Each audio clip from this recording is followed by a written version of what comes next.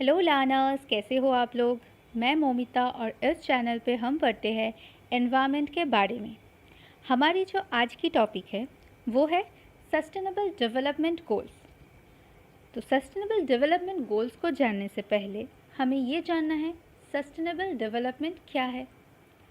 Sustainable development के ऊपर already एक वीडियो है जिसका लिंक आपको आई बटन में मिल जाएगी, तो वहाँ क्लिक करके देख लीजिएगा सस्टेनेबल डेवलपमेंट क्या है, इसके बारे में जो भी नॉलेज है वहाँ पे दी गई है।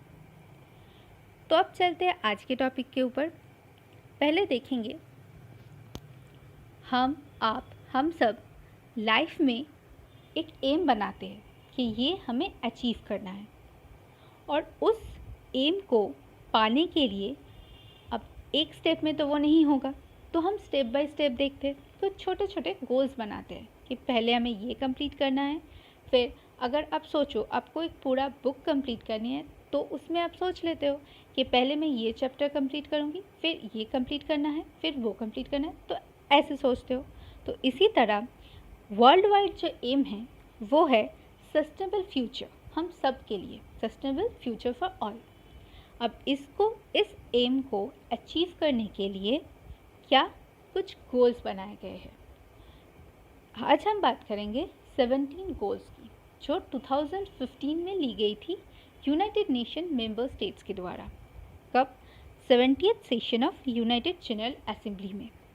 इससे पहले भी सस्टेनेबल डेवलपमेंट के ऊपर बात हुई है 1972 में, उसमें सब में। और ये गोल्स 2015 से पहले भी 2000 में कुछ 8 गोल्स लिए गए थे, जिसका काम हुआ है, इम्प्रूवमेंट पहले से हुआ है, पर कंप्लीट नहीं हुई है। तो उस वजह से 2015 में दोबारा 17 गोल्स ली गई है जिस पे काम हो रहा है।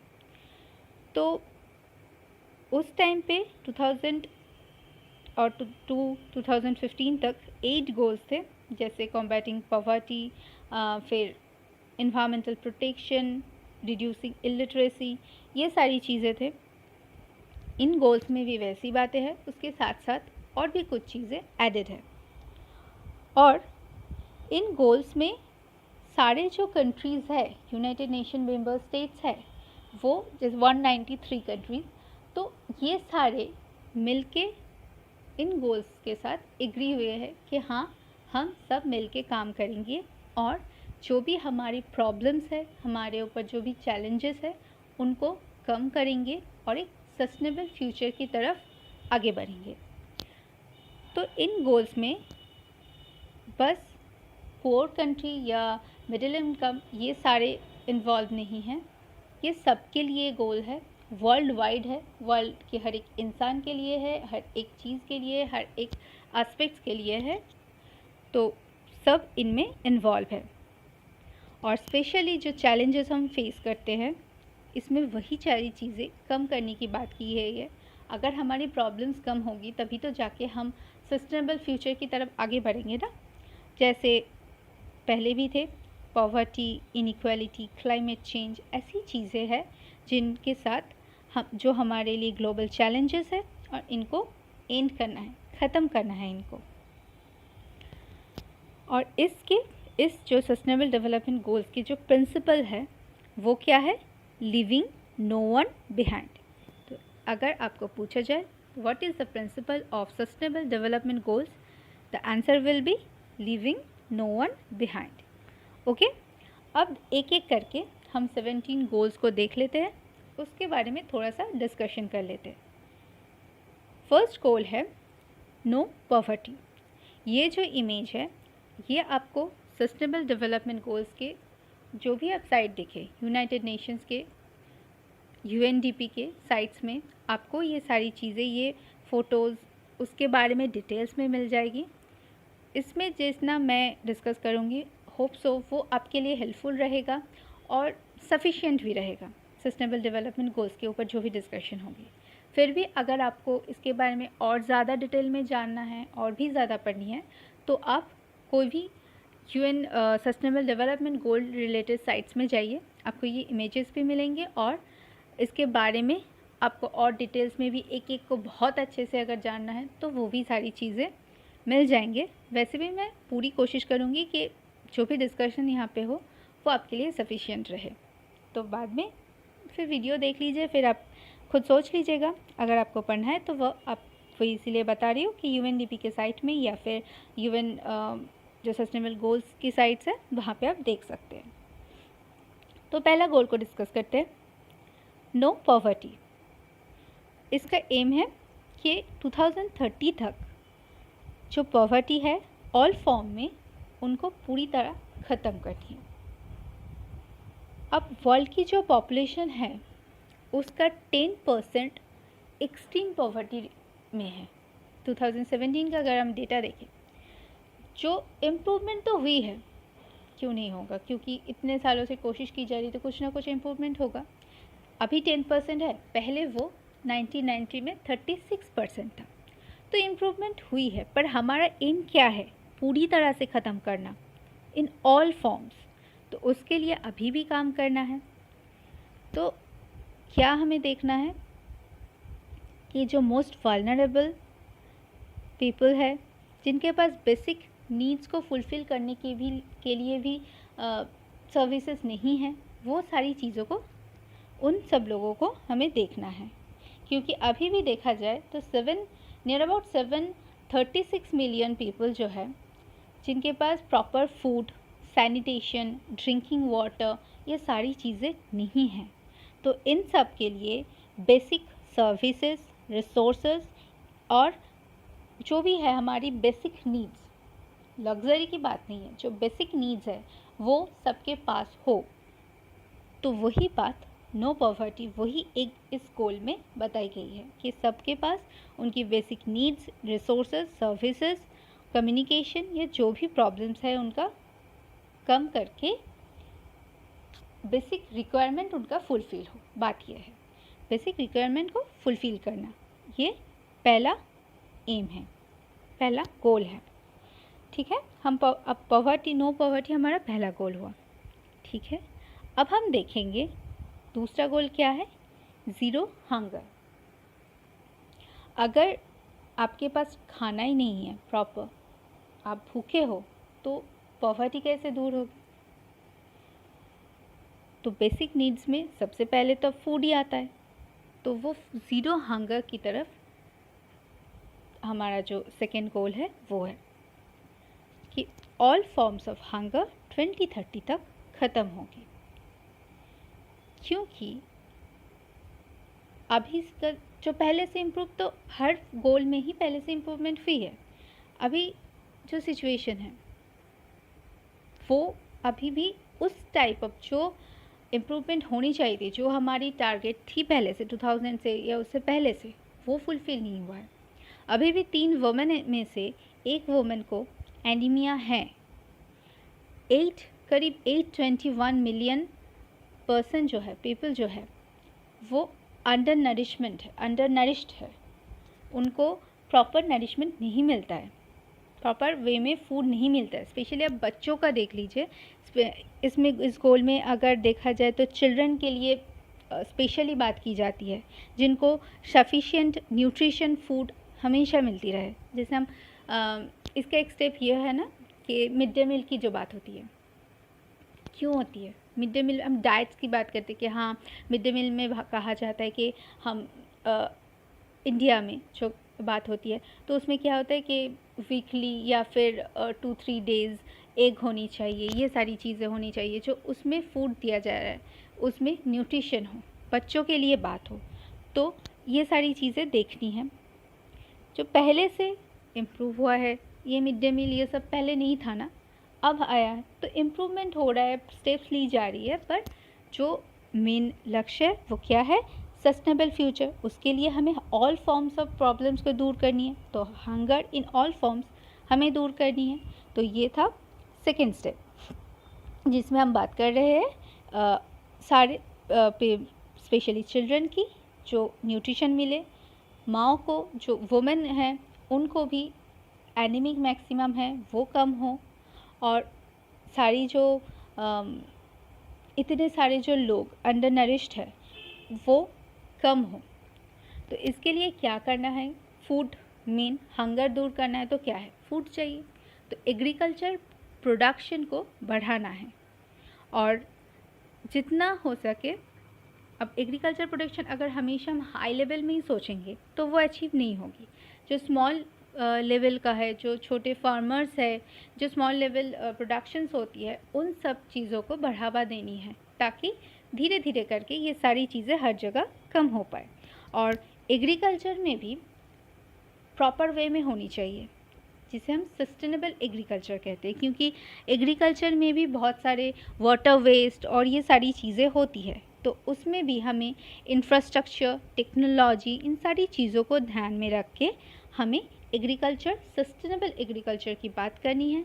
और एग्रीकल्चर मतलब फूड प्रोडक्शन जितना ज़्यादा होगा, हंगर और ये सारी चीज़ें भी कम होगी, पॉवर्टी भी दूर होगी। और एक मेन चीज़ है जो है वेस्टेज ऑफ फूड।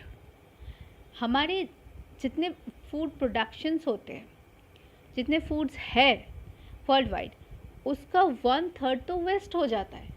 तो सोच लीजिए जितना फूड है, अगर उसका जितना वेस्ट होता है, उसमें एक पूरी कंट्री का फूड सोर्स हो जाए वो। तो फूड वेस्ट जितना हो सके ये हम इंडिविजुअली कर सकते हैं कि फूड वेस्ट जितना हो सके उसको कम करना है। तो ये बात लिख लीजिए, डू नॉट वेस्ट फूड। ये सारी चीज़ हमको भी सोचनी है। जैसे ये वर्ल्ड वाइड एम्स तो ली जाती है, इसके ऊपर टीम काम करते हैं, सब काम करते हैं, पर हम अपनी लेवल में क्या कर सकते हैं, हम फूड वेस्ट ना कर सकते हैं। जितना हम फूड वेस्ट ना करेंगे, फूड की वो कंजर्व भी होंगे, वो प्रिजर्व भी होंगे और प्रोडक्शन और भी ज़्यादा बढ़ेगी। तो ये सारी चीज़ें हैं हंगर, ज़ीरो हंगर जो हमारा सेकेंड गोल है, उसको अचीव करने के स्टेप्स। ये हो गया। अब हम देखेंगे, खाना मिल गया, पॉवर्टी दूर करने के लिए हमें खाना चाहिए, फिर खाना तो मिल गया, हेल्थ भी उससे क्या होता है, प्रॉपर न्यूट्रिशन मिले तो हेल्थ सही होता है। तो प्रॉपर हेल्थ, मेडिकेशन, इन सब चीज़ों की भी ज़रूरत है। तो हमारा थर्ड जो गोल है वही है कि गुड हेल्थ एंड वेलबींग। वो कैसे होगा, सबके लिए एक हेल्दी लाइफ चाहिए और सबके लिए ऑल एजेस में। तभी जाके अगर तबीयत ठीक रहेगी तभी तो जाके आप सब काम कर सकते हो। अदरवाइज़ अगर हम बीमार रह गए तो काम कैसे होगा, इम्प्रूवमेंट कैसे होगी, इकोनॉमिक ग्रोथ कैसे होगी, हम कैसे सही रहेंगे, पॉवर्टी कैसे दूर होगी, कुछ नहीं हो सकता। पॉवर्टी तो सिर्फ खाने से भी नहीं होता, सारी चीज़ों से होती है। अगर आप बीमार हो, आपके पास मेडिसिन नहीं मिल रहा है तो वो सारी भी प्रॉब्लम आ जाएगी। तो proper good health, well being, ये सारी चीज़ें हमें देखनी है। वो कैसे होगी, जैसे फ्री चेकअप्स ये सब होता है, ये सारी चीज़ें भी, इन सब ये जो टारगेट है good health and well being, इसको अचीव करने के लिए छोटे छोटे स्टेप्स हैं। और करंट सिनेरियो अगर हम देखें तो नियर अबाउट 400 मिलियन पीपल है जिनके पास बेसिक हेल्थ केयर नहीं है। सोशल प्रोटेक्शन जो है 40% लोगों के पास नहीं है। और क्लाइमेट चेंज जो हम ऐसे देखेंगे तो हमें एयर पोल्यूशन, ये नियर अबाउट 7 मिलियन पीपल को इफ़ेक्ट करता है। लंग्स इफ़ेक्ट और पोल्यूटेंट्स की जो इफ़ेक्ट्स होती है, 7 मिलियन पीपल उनकी डेथ हो जाती है यही एयर पोल्यूशन की वजह से, नियर अबाउट पर ईयर कह सकते हैं। तो हमें इसी तरह से इस हेल्थ को, वेल बीइंग को मेंटेन करनी है। इसके लिए हमें क्लाइमेट चेंज, जो अर्बनाइजेशंस है, जो थ्रेट्स है, इन सब को कम करना है। जैसे इन्फेक्शियस डिजीज़, वेल बीइंग क्या है, डिज़ीज़ को कम करना। पहले, अभी सिचुएशन तो इम्प्रूव हुई है, आप लोगों को भी पता है, पहले छोटे छोटे बीमारियों में भी डेथ होती थी, पर अभी डेथ रेट बहुत कम हो चुका है। उन सब चीज़ों की इंफ्रास्ट्रक्चर है पर हर जगह नहीं है। आपको जो अर्बन एरिया है या फिर जो हम ऐसे बोलते हैं ना, ऐसे सिटीज़ है जहाँ पे क्या कह सकते हैं,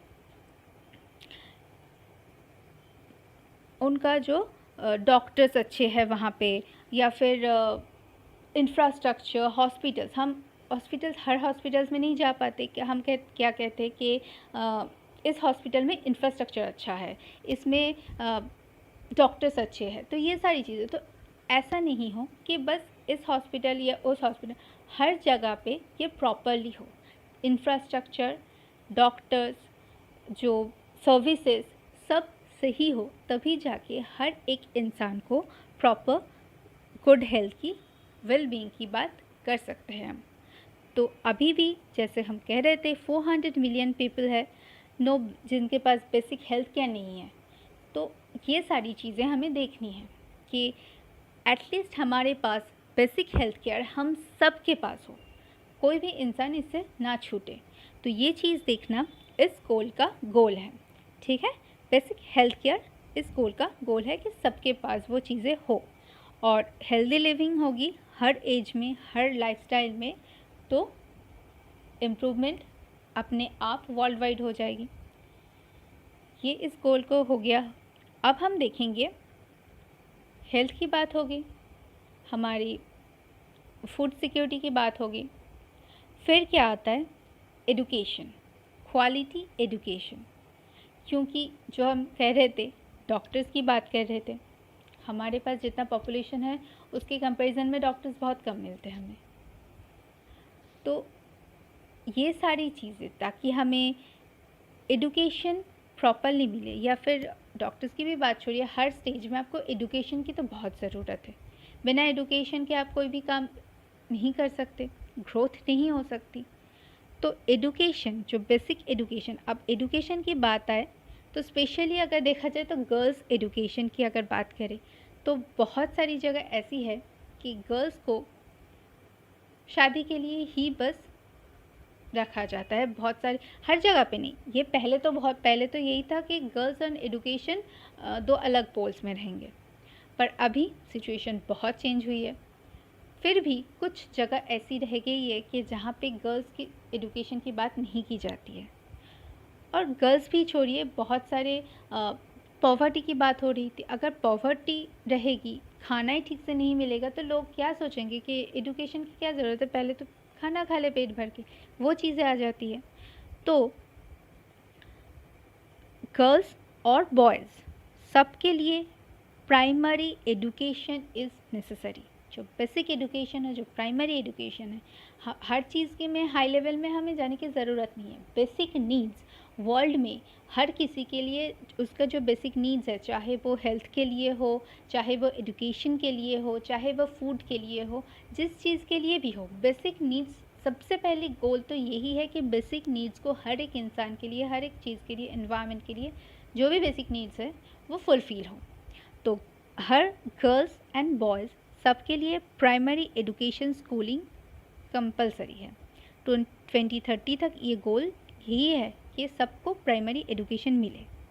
क्योंकि अभी भी जो सिचुएशन है, 4 में से 1 लड़की स्कूल नहीं जाती है।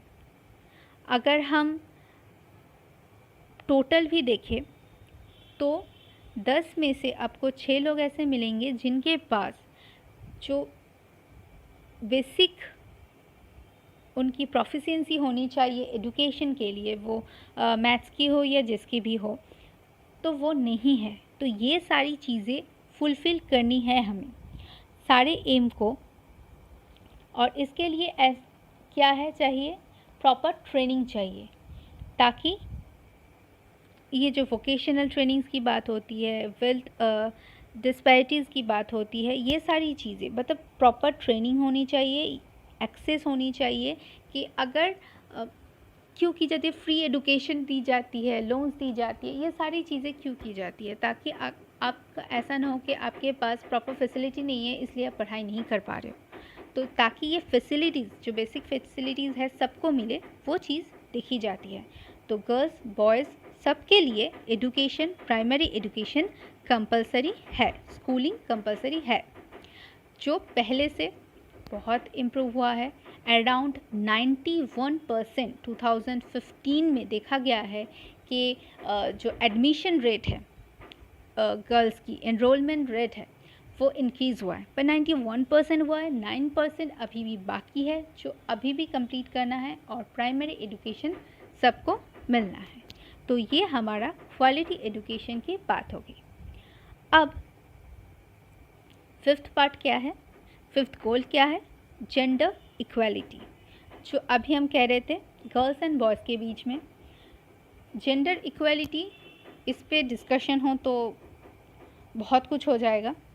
तो मैं बस बेसिक बता रही हूँ कि ये ह्यूमन राइट ही नहीं है, ये नेसेसरी है।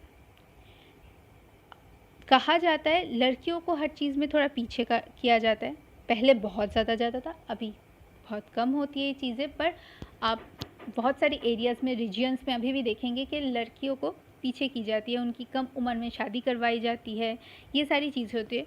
तो अब न्यूज़ में देखेंगे कि इंडिया में भी इन चीज़ों पे फोकस की जा रही है बहुत ज़्यादा, ताकि हमारा भी जो मैरिज की एज है लड़कियों के लिए 18 इयर्स था, जो पहले अभी 21 इयर्स की जा सके या बढ़ाया जा सके, ताकि उनकी प्राइमरी एजुकेशन फुलफ़िल हो सके। ये सारी बातें भी आजकल न्यूज़ में आती है, आप देखेंगे।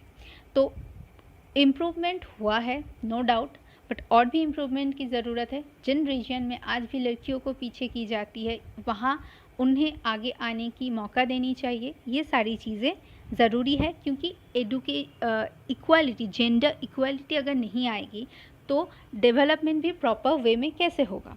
क्योंकि सोच लीजिए किसी लड़की के पास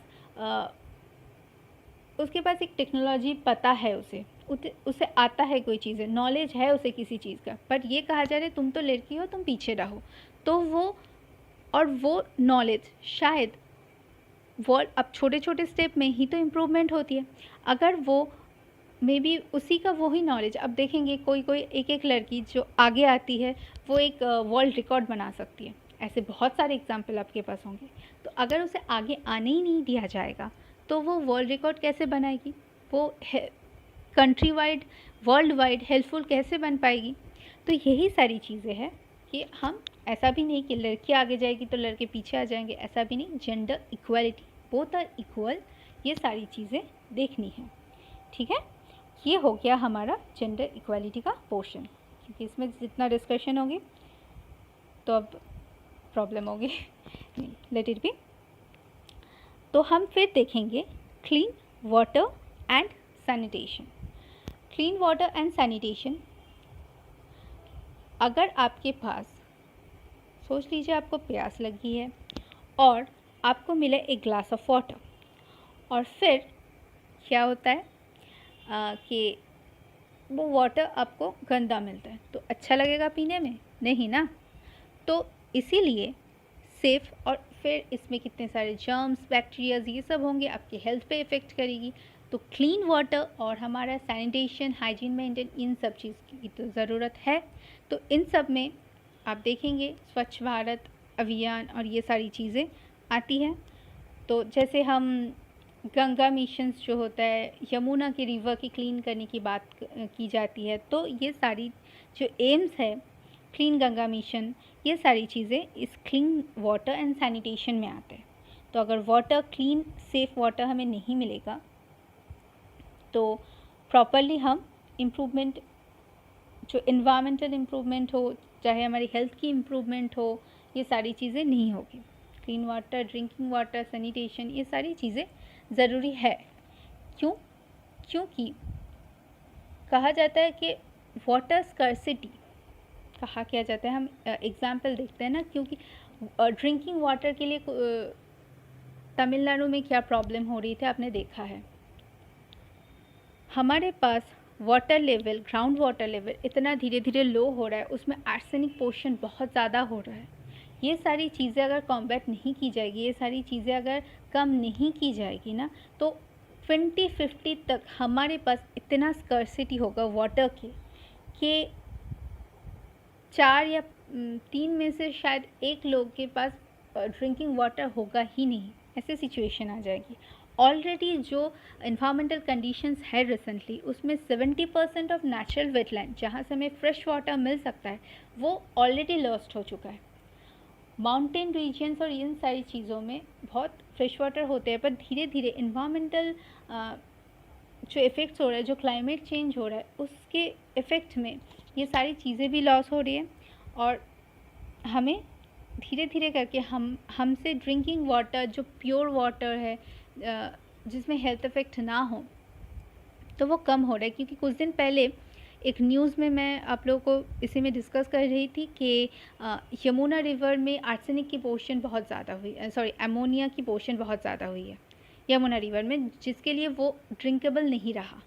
तो ऐसी ही चीज़ें धीरे धीरे धीरे धीरे हर जगह होती रहेगी और एक टाइम पे आएगा हमारे पास पीने के लिए पानी नहीं होगा। तो अभी से इसको कम्बैट करना है, इसको मिनिमाइज़ करनी है और इसको कंट्रोल करना है, ताकि हम ड्रिंकिंग वाटर की जो या सैनिटेशन की जो प्रॉब्लम है वो दूर हो जाए। तो ये 2030 तक ये पहला गोल, सॉरी 6th गोल है, water, clean water and safe and affordable drinking water for all. ठीक है, फिर देखेंगे affordable and clean energy. Energy, electricity, पानी तो मिल गया, अब इलेक्ट्रिसिटी की भी ज़रूरत है, क्योंकि जितना पॉपुलेशन बढ़ रहा है इलेक्ट्रिसिटी की ज़रूरत भी उतनी ज़्यादा हो रही है। It's increasing day by day. तो इसके लिए आपको ये भी पता है कि इलेक्ट्रिसिटी जो है उसमें pollution around 60% green house gases जो है, जो फ्यूल्स यूज़ होते हैं, बहुत सारी जगहों पे तो इलेक्ट्रिसिटी है नहीं, तो वहाँ पे जो वो लोग फ्यूल्स यूज़ करते हैं उसमें 60% around green house gases release होता है। और ट्यूबलाइट से भी ग्रीन हाउस गैस या फिर वो ग्लोबल वार्मिंग में इफ़ेक्ट करता है, क्लाइमेट चेंज में ट्यूबलाइट्स भी इफ़ेक्ट करते हैं। तो हमें एनर्जी की ज़रूरत है, क्लीन एनर्जी की ज़रूरत है, इलेक्ट्रिसिटी की ज़रूरत है। तो इसके लिए ऑल्टरनेटिव सोर्सेज चाहिए, जैसे सोलर, विंड, थर्मल पावर। ये सारी एनर्जी प्रोडक्टिविटी और एनर्जी सबके लिए इसमें हेल्प करेगा, ये ऑल्टरनेटिव सोर्सेज के लिए। पर ये नेचुरल रिसोर्सेज है, तो इन नेचुरल रिसोर्सेज को प्रॉपर इंफ्रास्ट्रक्चर टेक्नोलॉजी के थ्रू यूज़ करनी चाहिए, ताकि हमें जितना चाहिए, जो चाहिए, हमें मिल सके as per energy in our countries. ठीक है, तो जो और वो भी टेक्नोलॉजीज़ जो इंफ्रास्ट्रक्चर यूज़ होंगे प्रॉपर वे में होनी चाहिए, ताकि अफोर्डेबल भी हो। ऐसा नहीं कि आपने एक एनर्जी जनरेट हो रहा है, सब कुछ हो रहा है, पर वो मिनिमम लेवल के आउट ऑफ कंट्रोल जा रहा है। हर कोई इस चीज़ को नहीं खरीद सकता। सोचिए, सोलर पैनल की बात की जाए या सोलर कुकर की बात की जाए, अगर सोलर कुकर अब बहुत महंगा है कि इतना कि हम नहीं खरीद पाएंगे, तो वो प्रॉब्लम हो जाएगी। वो सबके लिए होनी चाहिए, तो वो अफोर्डेबल भी होनी चाहिए। कि अभी जो सिचुएशन है उसमें 7 में से 1 लोगों के पास इलेक्ट्रिसिटी नहीं है और इतना पोल्यूशन भी करता है। तो ये सारी चीज़ें अगर प्रॉपर टेक्नोलॉजी और फिर इंफ्रास्ट्रक्चर यूज़ होगा, ऑल्टरनेटिव सोर्सेज को हम यूज़ करके एनर्जी जनरेट कर पाएंगे, तो क्या होगा, सबके पास एनर्जी, इलेक्ट्रिसिटी दोनों पहुंचेंगे। और इसके साथ साथ क्योंकि ये प्रोडक्शन प्रॉपर वे में होगी और प्रोडक्शंस होंगी, तो एम्प्लॉयमेंट की भी, जो पॉवर्टी की बात है, अगर नॉलेज आया, सब कुछ हुआ, तो एम्प्लॉयमेंट भी हो सकता है इन चीज़ों में। तो एनर्जी सेक्टर में कह सकते हैं कि 2.5 बिलियन या ऐसा कुछ लोग हैं, मिलियन, जो एनर्जी सेक्टर में जो एम्प्लॉयड है, दे सकते हैं। तो फिर इकोनॉमिक ग्रोथ भी होगी। तो ये सारी चीज़ें हम बात कर रहे थे ना कि इंटरकनेक्टेड है, इंटर रिलेटेड है। तो अगर एनर्जी प्रॉब्लम दूर होगी तो यहाँ पे एम्प्लॉय जो पॉवर्टी वो भी थोड़ा दूर होगा, economic country wide, world wide economic growth भी आएंगे। तो ये सारी चीज़ें हर एक स्टेप एक दूसरे के साथ इंटर रिलेटेड है। तो ये हो गया क्लीन एनर्जी, और जो अफोर्डेबल और सबको मिलनी चाहिए, सबके पास होनी चाहिए सोर्स ऑफ एनर्जी, इलेक्ट्रिसिटी। ठीक है, अब देखेंगे decent work and economic growth. मतलब फुल प्रोडक्टिव एम्प्लॉयमेंट होनी चाहिए, डिसेंट वर्क होनी चाहिए, वुमेन मेन सबके लिए। कैसे? क्योंकि अनएम्प्लॉयमेंट किस तरह से बढ़ रहा है, इसके बारे में अलग से डिस्कशन करने की ज़रूरत नहीं है। इस अनएम्प्लॉयमेंट को कम करने के लिए, अगर अनएम्प्लॉयमेंट रहेगी तो इकोनॉमिक ग्रोथ कैसे होगी, पॉवर्टी कैसे दूर होगी, अगर पैसे नहीं है तो हम अपना जो हंगर है वो भी कैसे मिटाएंगे, ये चीज़ें आते हैं। तो एम्प्लॉयमेंट की, इनकम की बहुत ज़रूरत है।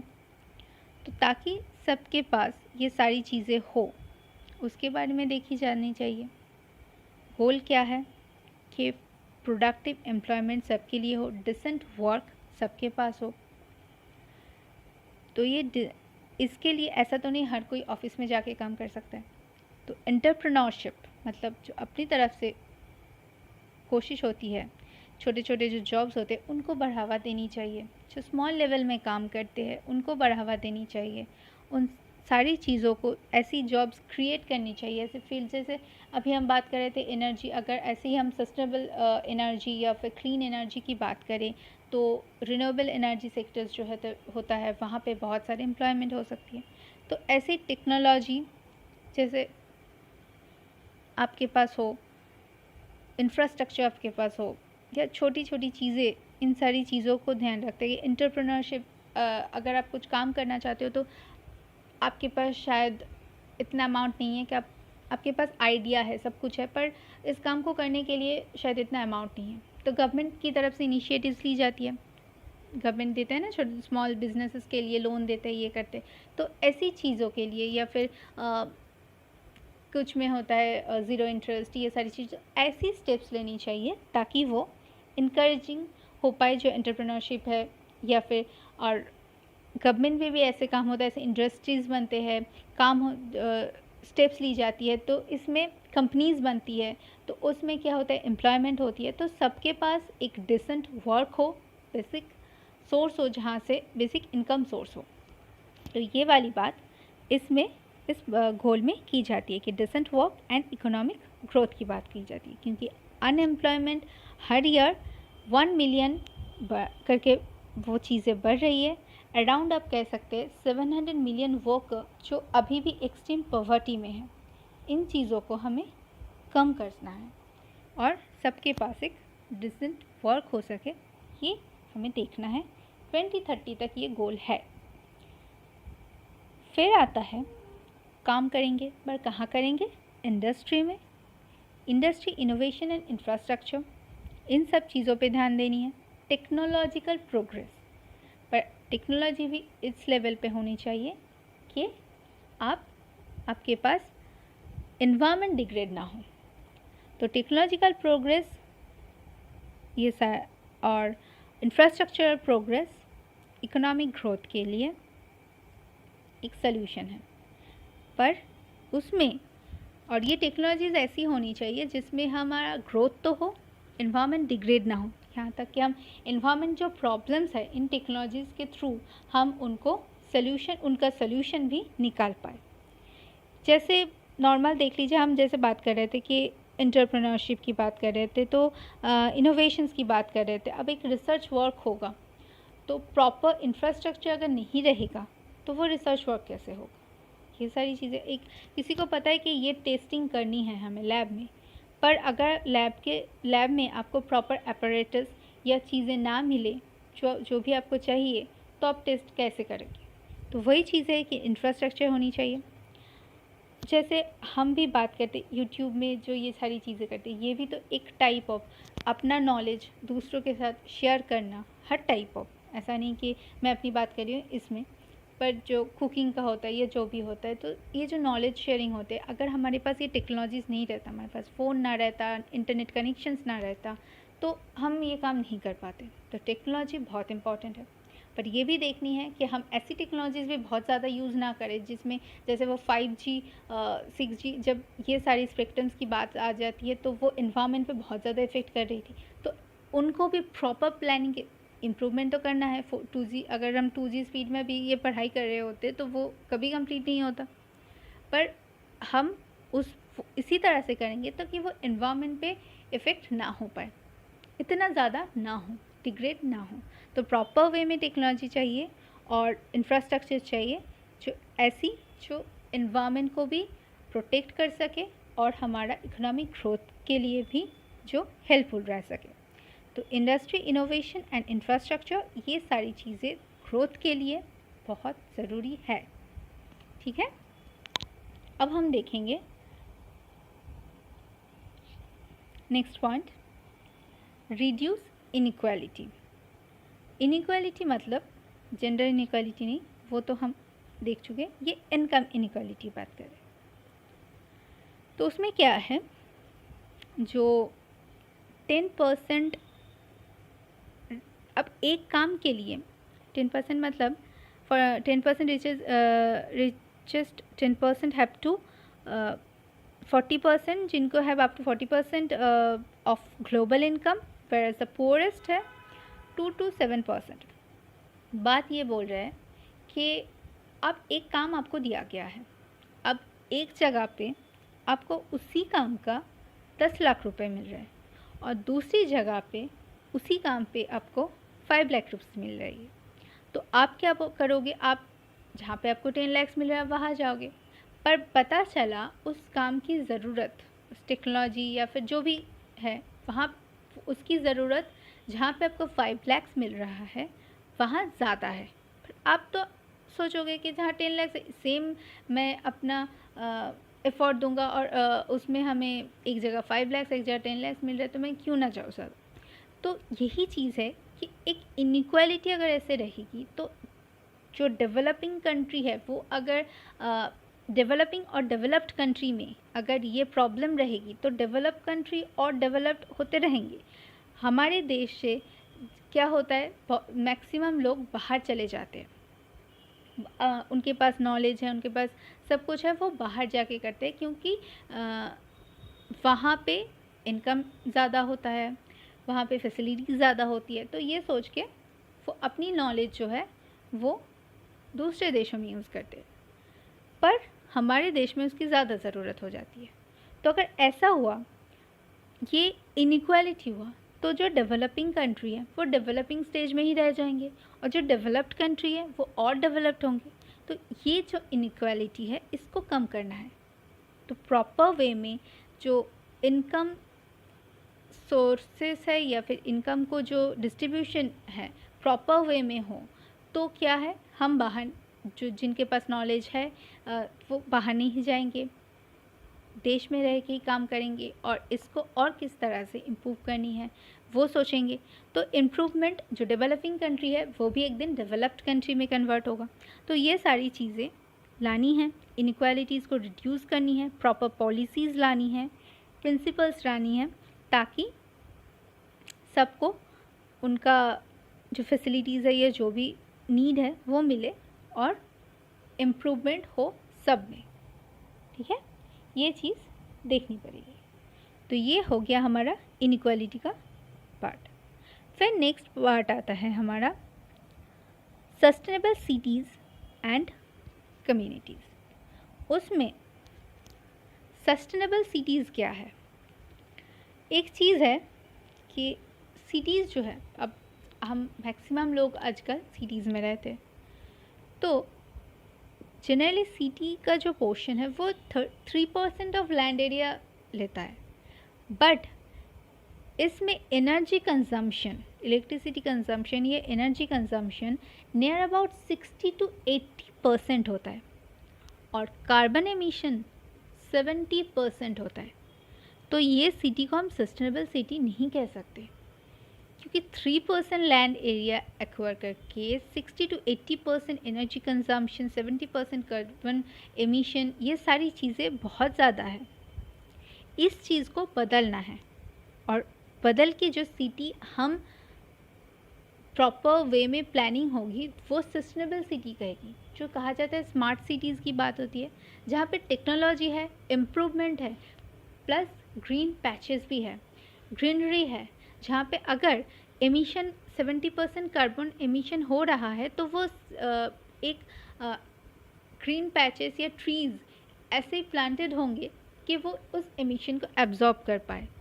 इलेक्ट्रिसिटी कंजम्पशन की अगर इतनी बात की जा रही है तो रिन्यूएबल एनर्जी की प्रोडक्शन ज़्यादा की जाएगी, जिसमें इतना ज़्यादा एनर्जी कंजम्पशन नहीं होगा।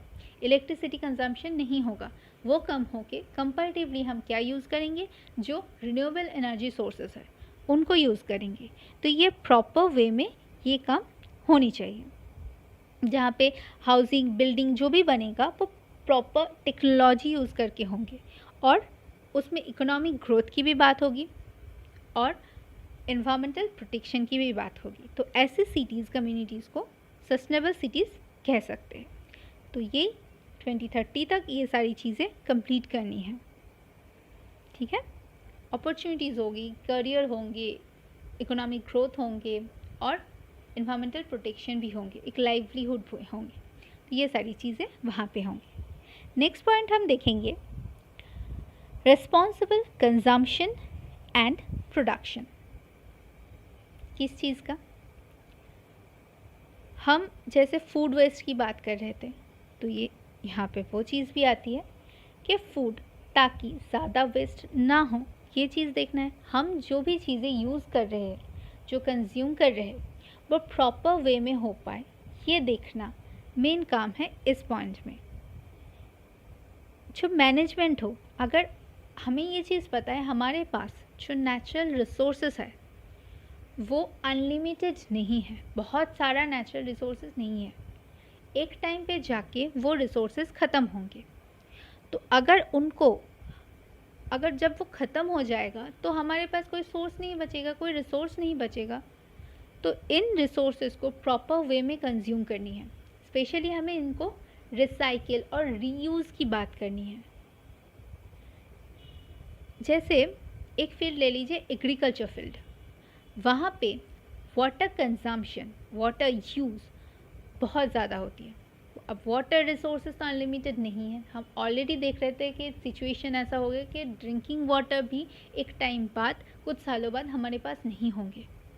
तो हमें टेक्नोलॉजी को यूज़ करनी है, हमें प्रोसेसेस को यूज़ करनी है, हमें अपना एग्रीकल्चरल फील्ड में भी अगर इतना ज़्यादा वाटर यूज़ हो रहा है तो हमें उसको कैसे ठीक कर सकते हैं। जैसे हम ऐसा कर सकते हैं, एग्रीकल्चर फील्ड में तो इतना ज़्यादा वाटर यूज़ हो रहा है और इंडस्ट्रियल फील्ड में भी बहुत वाटर यूज़ होती है, और इंडस्ट्रियल जो वाटर होते हैं वो मैक्सिमम कहाँ जाते हैं, सी में, रिवर में, ऐसी जगहों पे जाती है। तो अगर इंडस्ट्रियल वाटर जो रिलीज़ हो रहा है, जो जा रहा है, उसको कंट्रोल करके या फिर किसी जगह पे स्टोर करके उसको रिसाइकिल करके अगर उस वाटर को प्यूरिफाई की जाए और वो प्यूरिफाइड वाटर हम एग्रीकल्चर फील्ड तक पहुंचाने की बात कर सके, एग्रीकल्चर फील्ड में यूज़ करने की बात कर सके, तो वो सेव होगा वाटर। एक तो वो रिवर को, सी को पल्यूट कर रहा था, वहाँ से वो बचेगा, इन्वायरमेंट, क्लीन इन्वायरमेंट की तरफ जाएगा, और इतना जो वेस्ट हो रहा था वाटर का वो भी कम होगा। इसी तरह एग्रीकल्चरल फील्ड में भी जो वाटर यूज़ होते हैं उसको भी अगर किसी तरह स्टोर करके या फिर उसको इस तरह से करो कि ग्राउंड वाटर रिचार्ज होके वो हमारा ड्रिंकिंग वाटर की पोर्शन बढ़ा सके, तो उसमें भी ऐसी टेक्नोलॉजीज यूज़ की जाए तो उसमें भी वाटर कम नहीं होंगे, फिर उसको हम प्रिजर्व कर पाएंगे। तो मेनली हमारा कंजम्पशन होनी चाहिए। ऐसा अब ये तो नहीं कि हम बस नेचुरल रिसोर्स को यूज़ ही ना करें, वो पॉसिबल नहीं है। हम यूज़ करेंगे, जितना ज़रूरत है उतना करेंगे, कोशिश करेंगे कि उसको हम रीयूज़ या रिसाइकिल करके फिर से किसी और फील्ड में या किसी और जगह यूज़ कर पाएँ। तो इसी तरह अगर रिसाइकलिंग चलता रहा तो वो नेचुरल रिसोर्स पूरी तरह से ख़त्म नहीं होगा, बहुत दिन तक चलेगा। क्योंकि सस्टेनेबल डेवलपमेंट की बात यही है ना कि हम नेचुरल रिसोर्सेज को यूज़ करें, हम इम्प्रूवमेंट करें, हम डेवलपमेंट करें, पर इस तरह से करें कि एनवायरनमेंट भी इतना ज़्यादा डिग्रेड ना हो। तो इस चीज़ों को देखना है। फूड वेस्ट का भी जो था वो भी कंजम्पशन हमें देखना है, टॉक्सिक वेस्ट को कम करनी है, पल्यूटेंट्स, इन सारी चीज़ों को कम करके हमें डेवलपमेंट भी करनी है, यूज़ भी करनी है नेचुरल रिसोर्सेज को, पर प्रॉपर वे में। तो ये वेज क्या होंगे वो सोचना, वो प्लानिंग करना और उन प्लान्स को इम्प्लीमेंट करना, ये टारगेट है 2030 तक ये कंप्लीट करना, यही इस गोल का टारगेट है। ठीक है, अब ये हो गया। अब जो सबसे ज़्यादा कंसर्न है वो है climate change. Climate actions. Climate में क्या हो रहा है इस टॉपिक पे डिस्कशन करनी है तो घंटों डिस्कशन चलेंगे, पर आपको बहुत अच्छे से पता ही है सारी चीज़ें क्लाइमेट चेंज के बारे में। हर एक ऐसी कोई कंट्री है नहीं जिसने क्लाइमेट चेंज की ड्रास्टिक इफ़ेक्ट को एक्सपीरियंस ना की है। ग्रीन हाउस गैस एमिशन जो सबसे ज़्यादा global warming, green house gases main reason है ग्लोबल वार्मिंग की, और ग्लोबल वार्मिंग क्लाइमेट चेंज ये सबसे ज़्यादा कंसर्न है। तो ग्रीन हाउस गैस जो एमिशन है वो 1990 से अभी तक कितने साल हुए हैं, 30 ईयर्स, इसमें 50% इंक्रीज़ हुआ है।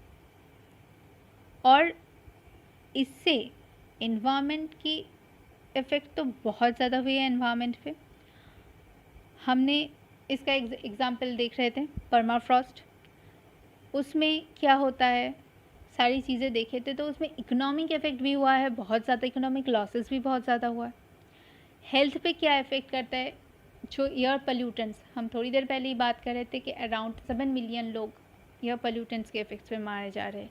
तो हमारे लंग्स, हम हर एक घर में पहले इतना नहीं था, पर बीमारियाँ ये सारी चीज़ें पोल्यूशन के थ्रू, दिल्ली में तो हम देखते ही है कि बार बार वो न्यूज़ में आता है।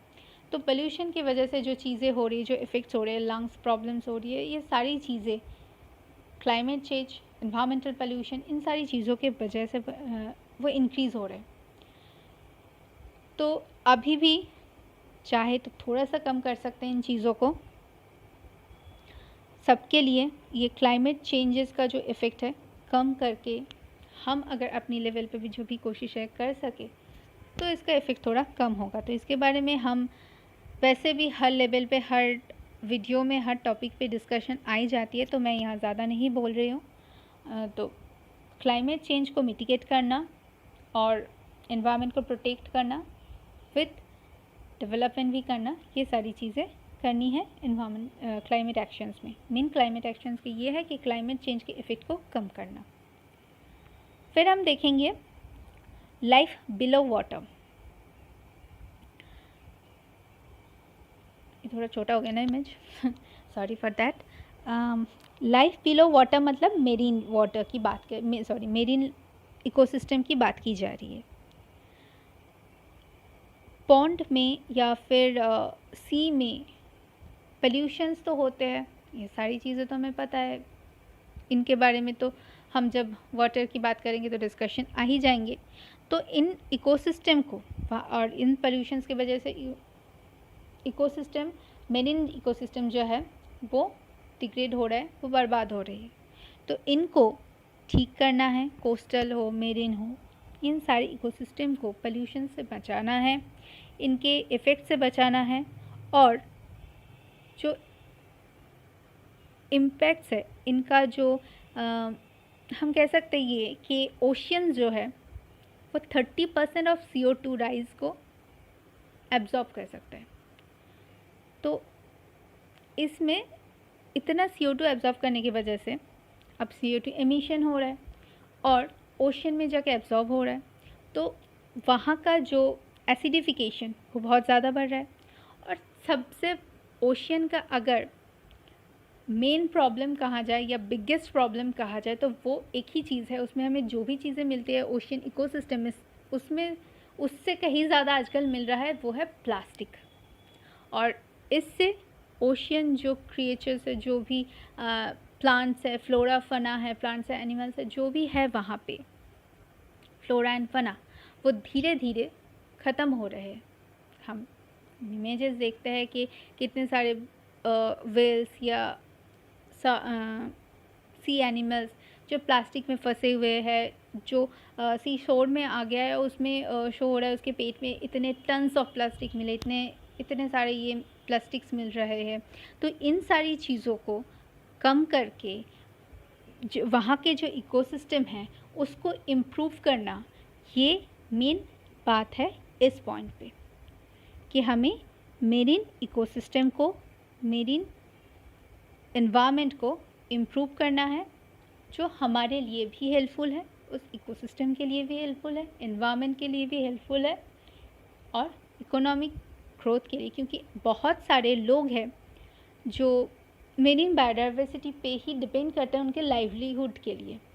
तो अगर वो धीरे धीरे ख़त्म हो जाएगा तो पॉवर्टी की जो कम होने की हम बात करें वो कम नहीं होगा, वो बढ़ जाएगा। तो यही चीज़ है, सब इंटर रिलेटेड है। तो इस चीज़ को, मेरी लाइफ को हमें प्रोटेक्ट करना है, मेन बात यही है। ठीक है। इसमें अब आ गया मेरीन इकोसिस्टम के बाद आता है land area, life on land. Land की लाइफ में बात की जाए तो सस्टेनेबल जो मैनेजमेंट किसकी आती है, फॉरेस्ट की आती है। लैंड में मेन अगर एनवायरनमेंट की बात की जाए तो फॉरेस्ट है, उसका 30% फॉरेस्ट कवर है लैंड में। और हमें ये पता है कि प्लांट्स जो होता है प्लांट्स जो होता है वो 80% जो हमारा रिसोर्सेस होता है वो प्रोवाइड करते हैं, लैंड एरिया से हमें मिलता है। तो एग्रीकल्चर सेक्टर से मिलता है, ये सारी सेक्टर्स आ जाते हैं लैंड एरिया में। वाटर में मेरीन इकोसिस्टम मिलती है तो लैंड एरिया में तो सब कुछ आ जाता है। जो कंस्ट्रक्शन वो होता है, जो भी होता है वो लैंड एरिया में होता है। जो एग्रीकल्चर फील्ड है वो लैंड है, फॉरेस्ट एरिया है, वो सारी सोर्सेस है, ये सारी चीज़ें। तो हमें बायोडाइवर्सिटी लॉस, डिग्रेडेशन, ये सारी चीज़ों से हमें बचाना है। क्योंकि हम देखते हैं कि अगर हम डेटा देखें तो वहाँ हमें मिलेगा कि around 13 million Hector forest loss हो रहा है एवरी ईयर। हर साल इतने फॉरेस्ट एरिया लॉस हो रहा है। और इसके वजह से पोल्यूशन कितने मात्रा में बढ़ रही है ये आप लोगों को पता है। हमें फॉरेस्ट बायोडाइवर्सिटी को प्रोटेक्ट करनी है। इलीगल जो ट्रेडिंग होती है, वाइल्ड लाइफ ट्रैफिकिंग होती है, ये सारी चीज़ें जो है वो कम करनी है। बहुत सारे स्पीसीज हम ऑलरेडी खो चुके हैं, क्लाइमेट चेंज की वजह से, ट्रैफिकिंग की वजह से, ट्रेडिंग की वजह से, पोचर्स के इफ़ेक्ट्स की वजह से, इन सारी चीज़ों को की वजह से हम बहुत सारे बायोडाइवर्सिटी लॉस बहुत हो चुका है, अभी भी चल रहा है, हर साल हो रहा है। तो इन सब चीज़ों को कंट्रोल करनी है। क्योंकि एक टाइम पे अगर सारे फॉरेस्ट एरिया सब कुछ ख़त्म हो जाए तो हम भी ख़त्म ही हो जाएंगे। ऑक्सीजन नहीं मिलेगी, लाइवलीहुड के लिए कुछ नहीं मिलेगा, तो धीरे धीरे हम भी ख़त्म हो जाएंगे। तो अगर खुद को प्रोटेक्ट करना है तो एनवायरनमेंट को प्रोटेक्ट करो, forest area, land area, marine area, सबको प्रोटेक्ट करना है। तो इस पॉइंट पे यही बातें बताई जा रही है कि फॉरेस्ट कॉम्बैटिंग, डिजर्टिफिकेशन और लैंड डिग्रेडेशन, इन सारी चीज़ों को देखना है। नेक्स्ट आता है लैंड हो गया, फॉरेस्ट, लैंड, मेरीन, ये सब हो गया। पर अगर कब आप इन सब चीज़ों के इम्प्रूव के बारे में सोच सकते हो, जब हर कंट्री के बीच में, हर स्टेट्स के बीच में एक पीस रहेगी, जस्टिस रहेगी, स्ट्रॉन्ग इंस्टीट्यूशंस रहेंगे। क्योंकि अगर आप आपस में लड़ने में ही बिज़ी हो तो आप इम्प्रूवमेंट के बारे में कैसे सोचोगे। आपको टीचर ने दिया है होमवर्क और वहाँ आप लड़ने बैठे हो कि ये होमवर्क मेरा होम, आप सोच लो दो फ्रेंड हो और लड़ रहे हो कि मेरा होमवर्क तू कर दे, वो बोल रहे तू कर दे, ये करके हो गया अब लड़ाई, तो काम होगी नहीं ना। तो यही बच्चों वाली बात थी। तो वैसे पर अगर हमें पीस नहीं होगा कंट्रीज़ में, स्टेट्स में, हर इंसान दूसरे इंसान के साथ, तो चीज़ें ठीक नहीं होंगी। क्योंकि बहुत सारी रीजन में है अभी वो पीसफुली रह रहे हैं, सब कुछ सही है, पर बहुत सारी रीजन अभी भी है जहाँ पे शायद पीस नहीं है, वहाँ पे वायलेंस है, आर्म्ड वायलेंस चल रहा है, इनसिक्योरिटीज़ है, डिस्ट्रक्शन हो रहा है। तो अगर होगा तो वो एक तो वो एनवायरनमेंट की या फिर इकोनॉमिक की ग्रोथ की, डेवलपमेंट, सस्टेनेबल डेवलपमेंट, किसी की बात तो हो ही नहीं पाएगी। उल्टा डिग्रेडेशन होगा और भी ज़्यादा इकोनॉमिक लॉस होंगे। प्रोटेक्शन की जगह अगर आप जहाँ पे आर्म्स वायलेंस होता है वहाँ पे एनवायरनमेंट भी तो डिग्रेड होता है, इंसान की डेथ होती है, इकोनॉमिक लॉस होती है, हर चीज़ होगी। तो पीस की सबसे ज़्यादा ज़रूरत है। अगर पीस नहीं रहा तो कोई भी काम सही से होगा नहीं। क्योंकि ये जो गोल है, जो हमारा एम है, वो वर्ल्ड वाइड है। अगर दो कंट्री और इंटर रिलेटेड भी है और सारे कंट्रीज़ की एग्रीमेंट के साथ हुई है ये। तो अगर दो कंट्री एक बीच में लड़ने लग गए तो आपका जो गोल है कि हाँ सस्टेनेबल फ्यूचर, वो कहाँ से आएगा? अगर एक कंट्री के पास है टेक्नोलॉजी, दूसरे कंट्री के पास है आइडिया, पर वो लड़ रहे हैं आपस में, तो दोनों कभी नहीं, आइडिया और टेक्नोलॉजी नहीं मिल पाएंगे, तो आपका जो डेवलपमेंट की बात हो रही थी वो कहाँ से होगी? तो यही चीज़ है कि दोनों कंट्री में अगर पीस रहेगी तो ये अपना आइडिया देगा, वो अपना टेक्नोलॉजी देगा और हम इम्प्रूवमेंट कर पाएंगे। तो इसकी बहुत ज़्यादा ज़रूरत है पीस की। और लास्ट में हम लास्ट गोल को देख रहे हैं, वो है पार्टनरशिप। तो वही जो बात हो रही थी कि दोनों कंट्रीज़ के बीच में पीस होनी चाहिए। अगर पीस होगी तो वो पार्टनरशिप पे आएंगे। और इसके लिए क्या हम कर सकते हैं कि कोऑपरेशन की ज़रूरत है, सपोर्टिंग ईच अदर, एक नेशन को दूसरे नेशन को सपोर्ट करनी चाहिए।